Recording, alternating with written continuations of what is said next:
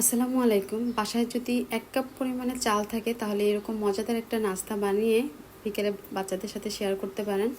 তো আমি এখানে 1 কাপ পরিমাণে পোলার চালটা নিয়েছি, আর পোলার চালটা আমি 2 ঘন্টার মতো ভিজিয়ে পানি ঝরিয়ে এখন ব্লেন্ডারে শুকনো গুঁড়ো করে নিব। আর যদি আপনাদের বাসায় এরকম চালের গুঁড়া থাকে সেক্ষেত্রে এই রেসিপিটা করা যাবে। এখন এই চালের গুঁড়ার ভিতরে আমি হাফ চামচের দিয়ে একটু কম লবণ দিয়ে নিব, আর দিয়ে দিচ্ছি চিনি। এখানে আমি 2 টেবিল চামচ চিনি দিয়েছি, আর গুঁড়ো দুধ দিয়েছি 3 টেবিল চামচ। আর এই সবগুলো উপাদান এখন একটু ভালো করে মিক্স করে নিব শুকনো উপকরণগুলোই। তারপর নর্মাল যে পানিটা একটু ট্যাপের সেই পানিটা দিয়ে একটা ডো তৈরি করে এটা আমি ঢাকনা দিয়ে ঢেকে রেস্টে রেখে দিব। আর রেস্টে এটা থাকতে থাকতে আমি এর জন্য একটা মজাদার পুর তৈরি করে নিব। আর এর জন্য আমি একটা প্যানের ভিতরে দুধ দিয়ে নিয়েছি 1 কাপ পরিমাণে।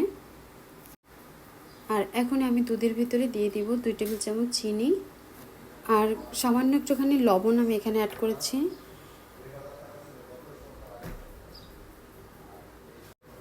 এখানে আমি একটা তেজপাতা ছিঁড়ে তারপর দিয়ে দিলাম, আর কিছু এলাচ একদম থেতো করে দিয়েছি, কারণ এলাচের গন্ধটা এখানে খুবই সুন্দর আসে। আপনারা একবার ট্রাই করে দেখতে পারেন। এখন 2 টেবিল চামচ চালের গুঁড়া আমি পানিতে গুলিয়ে তারপর এখানে দিয়ে দিব। পানিতে গুলানোর ফলে এটা একদম দলা পেকে যাবে না, আর অনবরত কিন্তু এটা নাড়তে হবে। আর এটা নাড়তে নাড়তে দেখবেন যে এক পর্যায়ে একদম ঘন হয়ে এসেছে, আর ওইটাই কিন্তু আমাদের দরকার। আর যদি ভিডিওটি ভালো লাগলে প্লিজ রিকোয়েস্ট থাকলেও আমার চ্যানেলটি সাবস্ক্রাইব করার। তো আমার এটা কিন্তু ঘন হয়ে গেছে, দেখতে পাচ্ছেন। চুলাটা অফ করে দিব, কারণ এই পর্যায়ে কিন্তু এটা নামানোর পর ঠান্ডা হলে আরও বেশি ঘন হয়ে যাবে। তো জিনিসটা আরেকটু টেস্টি হওয়ার জন্য আমি 1 চামচ খাঁটি ঘি এখানে দিয়ে দিলাম। আপনারা চাইলে এটা স্কিপও করতে পারেন। আর এটা ঢাকনা তুলে এখন এটা আমি খুব ভালো করে নেড়ে নিব। আর এখানে আমি 2 চামচের মতো ময়দাটা ব্যবহার করব। ময়দাটা ব্যবহার করলে কি হবে, এটা ফেটে যাবে না আর কি যখন চুলা থেকে নামিয়ে নিব।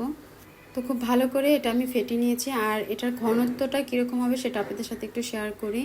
আপনারা তবে দেখেই বুঝতে পারতেছেন, মানে চামচের গায়ে একদম লেগে থাকবে না, সবটাই আর কি নিচে পড়ে যাবে, এরকম ঘনত্বটাই হবে।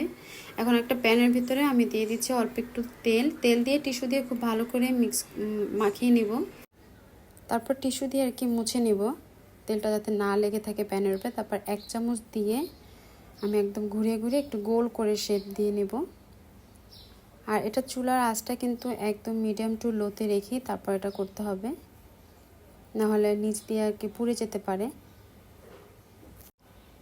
1 মিনিটের মতো আর কি চুলার উপরে এভাবে রেখে দিলে দেখবেন যে আস্তে আস্তে এটার কালারটা চেঞ্জ হয়ে যাবে। তখন যে ক্ষীরটা আমরা রেডি করে রেখেছিলাম সেই ক্ষীরটা এর উপরে দিয়ে দিব। আর ক্ষীরটা দিয়ে এই পিঠাটা খেতে মানে এতটা টেস্টি হয় আমি আপনাদেরকে বলে বোঝাতে পারবো না। আপনারা সবাই অবশ্যই বাসায় একবার হলেও ট্রাই করবেন। খুব ঝটপট আর কি বানানো যায়, আর খুবই মজার একটা রেসিপি। আর এভাবে কিন্তু আমি সবগুলা নাস্তা এভাবে বানিয়ে নেব। খুবই সিম্পল, খুবই ইজি আর কি ভাবে এটা বানানো যায়। তো আমি আর একটা আপনাদের সাথে শেয়ার করলাম, আশা করছি আপনারা দেখে হয়তো বা ভালো করে বুঝতে পারছেন। আর চুলার উপরে যদি একটু বেশি সময় ধরে রাখা যায় তাহলে এটার কালারটা আর কি নিচ থেকে অনেক সুন্দর আসে। আর নতুবা সাদা সাদা যদি কারো ভালো লাগে সেটাও কিন্তু খাওয়া যায়। তো আমার সবগুলো বানানো হয়ে গেছে। আর এই পিঠাটা আমি চুলার উপরে বেশি সময় ধরে রেখেছিলাম, যার কারণে একটু কালারটা ডিপ হয়েছে, আর এটা দেখতে বেশি ভালো লাগে। তো আজ এ পর্যন্তই। আল্লাহ হাফেজ।